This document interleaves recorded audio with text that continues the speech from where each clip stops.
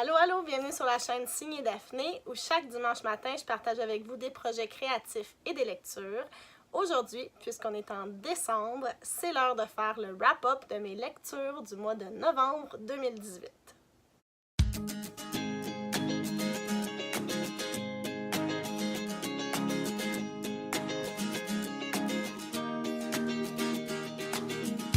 Bon dimanche matin tout le monde, j'espère que vous allez bien. Moi, ça va super bien, même si en novembre, j'ai seulement lu 2 livres. Oui, je pense que c'est mon mois où j'ai lu le moins de livres cette année. Par contre, à ma défense, moi super occupée au travail avec les bulletins, la correction, les rencontres de parents, etc. Aussi, la période de Noël qui arrive avec l'organisation du voyage à Londres. Oui, il y aura un vlog. Et aussi, ben, ma petite compagnie avec les cartes de Noël, là, je suis vraiment dans une période plus occupée. Donc, c'est pour ça que j'ai eu le temps de finir seulement 2 livres. J'en ai 2 autres qui sont commencés, mais ils ne sont pas terminés. Alors, je ne peux pas vous en parler maintenant. Je vais probablement vous en parler en décembre. Ben, en fait, en janvier pour mon wrap-up de décembre. Donc, seulement 2 livres, mais un qui est assez volumineux. Je veux vous parler du Faiseur de rêves de Laini Taylor. Alors, Le Faiseur de rêves, c'est un livre de Laini Taylor qui est comme du young adult, là, sauf que personnellement, je ne suis pas certaine que je le classerais dans cette catégorie-là, mais bon, on s'en reparlera tout à l'heure. Et j'ai choisi de le lire parce que j'ai vu une vidéo de Chantal de la Bibliothèque Jaune qui en a parlé cet automne. Je me rappelle plus exactement, je vais mettre le lien là quelque part en haut ici, vers son vidéo, mais elle avait vraiment aimé ce livre. Puis après ça, j'ai vu d'autres youtubeurs anglophones surtout en parler. Alors je me suis dit, bon, il faut vraiment que je mette la main sur ce livre-là. Alors, je l'ai conseillé comme un achat à faire à la bibliothèque de mon village et Nicole, qui est la dame de la bibliothèque, qui était super gentille, elle a accepté de le commander. Et j'ai été la première à pouvoir mettre la main dessus et à le lire. Alors, Le Faiseur de rêves, ça a été publié tout d'abord sous le titre Strange the Dreamer en 2017 par Laini Taylor.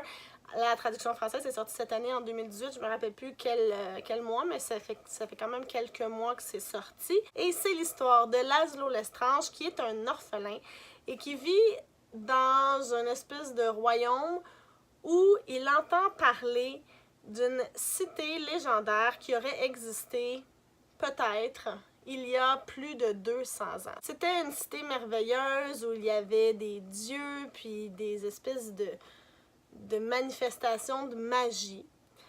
Et maintenant, cette cité-là, plus personne s'en rappelle. Donc, tout le monde pense que c'est en fait une cité qui n'a jamais existé. Personne ne se souvient non plus de son nom. Tout le monde l'appelle Désolation. Et très jeune, Laszlo va développer une espèce d'obsession pour cette ville-là. Il est convaincu qu'elle existait pour vrai, que c'est pas seulement une légende. Et en vieillissant, il va devenir bibliothécaire, il va continuer ses recherches et il va essayer de trouver toutes les preuves possibles et inimaginables pour justement prouver que Désolation a déjà existé et qu'elle est réelle. Quand Laszlo a dans le début de la vingtaine, les gens le trouvent toujours un petit peu bizarre de s'intéresser autant à cette cité légendaire qui n'aurait jamais existé. Mais bon, lui, il persiste là-dedans et arrivé dans la vingtaine, tout d'un coup, tadada, il y a une délégation de la ville de Désolation qui arrive au royaume et ils sont à la recherche d'experts pour les aider à résoudre un problème. Je vous en dirai pas plus là-dessus, mais ce qui est certain, c'est que Laszlo, puisqu'il a tant étudié la ville de Désolation, c'est un de ceux qui en connaît le plus sur la ville. Alors, il va repartir avec la délégation, pas juste lui, d'autres personnages aussi, et arrivé là-bas, il va découvrir tout un monde où, effectivement, il y a de la magie, où il y a un passé trouble avec la présence de Dieu. Ni Laszlo, ni les personnages, ni le lecteur ne savent trop ce qui est vrai, ce qui ne l'est pas, et on l'apprend en même temps que lui au fil du récit. À Désolation, Laszlo va aussi rencontrer le deuxième personnage principal de l'histoire, qui est un personnage féminin qui s'appelle Sarai, et avec qui il va développer un lien. Je vous dis pas comment, je vous dis pas pourquoi, Je vous laisse le découvrir, mais c'est une partie importante de l'histoire. Maintenant que j'ai terminé Le Faiseur de rêves, je comprends absolument pourquoi tout le monde capote sur ce livre-là, pourquoi les ratings sont si hauts sur Goodreads. C'est extraordinaire à lire, ça se lit comme si on était dans un rêve. Premièrement, les personnages sont hyper bien développés, ils sont tout à fait pas réalistes. Je peux pas dire réaliste parce qu'il y a quand même le côté magique qui est là, mais on y croit quand même. Ils sont différents les uns des autres et c'est surtout le monde que Laini Taylor a réussi à construire autour pour expliquer tout ce qui se passe, qui est très riche, qui est très complet et c'est très bien écrit. C'est une prose qui coule, ça se lit tout seul, même la traduction est très très bonne. C'est captivant, il y a le mystère de désolation, pourquoi est-ce que ça s'appelle comme ça cette ville-là, où est passé son nom, pourquoi est-ce qu'elle a été oubliée pendant si longtemps, pourquoi est-ce que la délégation a besoin d'aide. Je veux pas trop vous en dire parce que je veux pas vous dévoiler de punch, mais franchement, moi je tournais les pages et j'avais simplement envie d'en savoir plus. C'est vraiment une histoire originale. Les personnages entre eux vont avoir des conflits, mais vont aussi avoir des conflits internes qui sont extrêmement bien expliqués, extrêmement bien décrits. Et encore une fois, on y croit. La seule chose, c'est que, bon, moi personnellement, peut-être que c'est parce que je suis une grande lectrice, je lis beaucoup, j'avais un petit peu vu venir un des punchs, pas tous par contre, mais il y a un des punchs qui m'a pas pris par surprise. J'avais vu des petites espèces d'indices qui avaient été comme saupoudré là, au fil de l'histoire par l'auteur, mais ça n'a pas du tout gâché mon plaisir. J'ai juste fait comme, ok, je suis bonne, je l'avais trouvé. Mais c'est vraiment la seule chose que je peux dire de négatif. C'est même pas négatif. C'est même pas négatif, mais c'est la seule chose que je peux dire qui est pas comme complètement dithyrambique sur ce livre-là. J'ai vraiment beaucoup aimé et j'ai très hâte de lire la suite parce que oui, c'est une série. La suite, c'est La Muse des cauchemars, The Muse of Nightmares en anglais. Et là, je suis vraiment dans un dilemme parce que le livre est sorti en anglais au mois d'octobre dernier, mais il n'est pas encore sorti en français. La traduction n'est pas encore sortie. Alors là, je me demande vraiment, est-ce que j'attends ou si je le lis en anglais? Je sais pas, mais la tentation est très forte de continuer la série immédiatement. Je vais voir ce que je vais faire. Je vous tiendrai au courant de toute façon. J'ai donné 5 étoiles sur Goodreads au Faiseur de rêves de Laini Taylor. Je vous le recommande absolument si vous aimez les histoires un peu poétiques où il y a un petit peu de fantastique, un petit peu de magie, des personnages extraordinaires, une histoire bien ficelée, très originale. Allez lire ça. C'est très bon et je remercie Chantal de la Bibliothèque Jaune d'en avoir parlé pour me le faire découvrir. Vraiment, merci beaucoup. Le deuxième livre que j'ai lu, c'est Nell, le premier tome d'une série, d'une trilogie qui s'appelle L'île des trois sœurs de Nora Roberts. En anglais, le titre est Dance Upon the Air, la série Island of the Three Sisters, ou Three Sisters Island. Three Sisters Island. C'est le premier de cette série-là. Et si vous connaissez un petit peu Nora Roberts, vous savez qu'elle est la reine de la romance et du surnaturel et des personnages féminins assez intéressants, assez forts et pas trop cucu. Ce roman-là a été publié en 2001, donc ça fait quand même un petit bout, ça fait quand même 17 ans. C'est l'histoire de Nell Channing, qui est une femme qui est dans la fin vingtaine, début trentaine, je vous dirais, qui s'en va s'installer sur une île qui s'appelle l'île des Trois Sœurs sur la côte est américaine. Elle va s'installer là pour, en fait, s'enfuir de son mari qui lui faisait subir de la violence conjugale assez intense. Son nom est changé, elle s'appelait auparavant Helen Remington. Et puis là, dans le fond, elle s'est sauvée.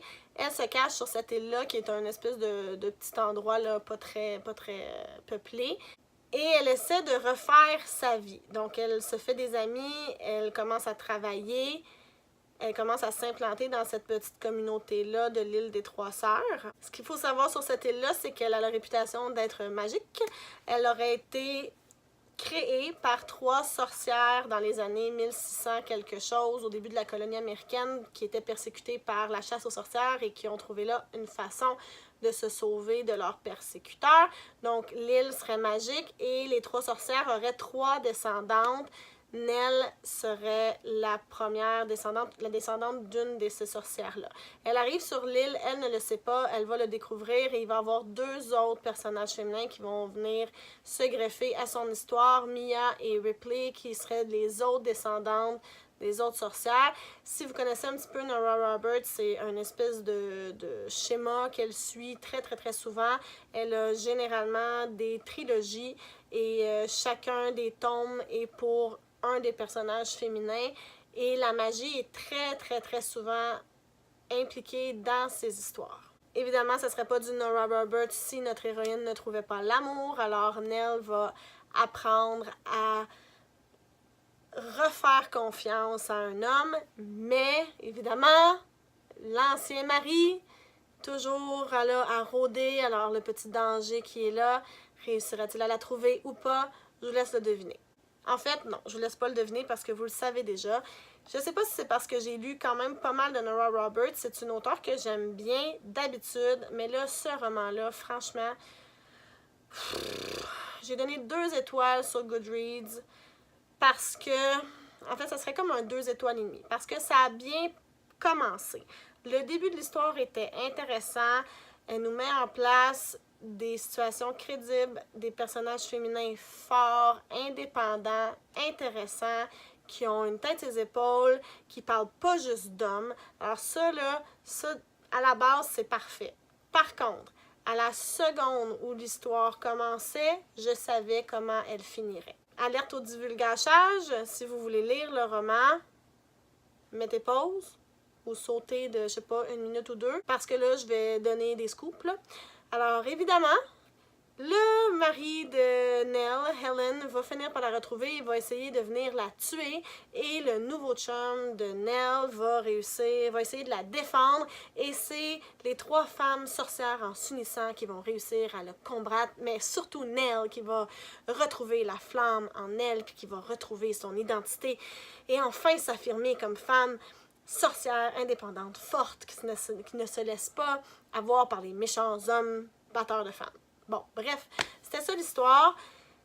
J'ai été vraiment déçue par la fin parce que non seulement j'avais vu venir ça, mon Dieu, comme à 10 000 à la ronde, mais aussi parce que j'ai trouvé qu'elle était vraiment bâclée. Le début de l'histoire est super bien construit, on comprend très bien les motivations du personnage, on établit bien sa personnalité, on établit bien c'est quoi, ses valeurs, son histoire, son passé, et tout ça. C'est la même chose pour les personnages, mais là, quand on s'en va à la fin, on dirait que tout déboule, tout se passe super vite. L'ex-mari arrive sur l'île, le lendemain, pif paf boum, il veut l'attaquer en genre de 15 minutes, c'est fini. Tout ça pour ça. Ça m'a vraiment déçue. Encore une fois, c'est peut-être parce que j'en ai lu d'autres de Nora Roberts où elle fait un procédé semblable, mais où elle le réussit tellement, mais tellement mieux que ça m'a déçue autant. Mais si vous voulez lire une bonne histoire de romance avec des personnages féminins forts et un petit peu de sorcellerie, je vous conseille plutôt la série des cousins O'Donnell ou O'Connor. Je pense que c'est O'Connor, qui commence par Dark Witch. De toute façon, j'en ai parlé dans un ancien vidéo, dans mon tag d'automne, je crois. C'est vraiment meilleur. Vraiment meilleur. Ça fait peur. Non, c'est pas vrai. Ça fait pas peur, mais le suspense est beaucoup mieux bâti. J'ai été super déçue par ce livre-là, Nell, l'île des Trois Sœurs. Je me demande sérieusement si je vais lire le prochain parce que... Non, c'était pas pour moi. J'ai pas donné 1 étoile parce que j'ai beaucoup aimé le début, mais seulement 2 étoiles parce que la fin... Alors voilà, une vidéo plus court aujourd'hui parce que j'ai lu seulement 2 livres. Laissez-moi savoir dans les commentaires en bas ce que vous avez lu au mois de novembre 2018, ce que vous prévoyez lire pour décembre. Avez-vous lu Le Faiseur de rêves? Êtes-vous fan de Nora Roberts ou pas du tout? Écrivez-moi tout ça. Et si vous voulez me rejoindre sur les réseaux sociaux, les informations vont suivre dans quelques instants. N'hésitez pas à faire un petit pouce en l'air pour m'aider et à vous abonner si vous aimez mes vidéos. Je vous dis merci et à bientôt. Bye!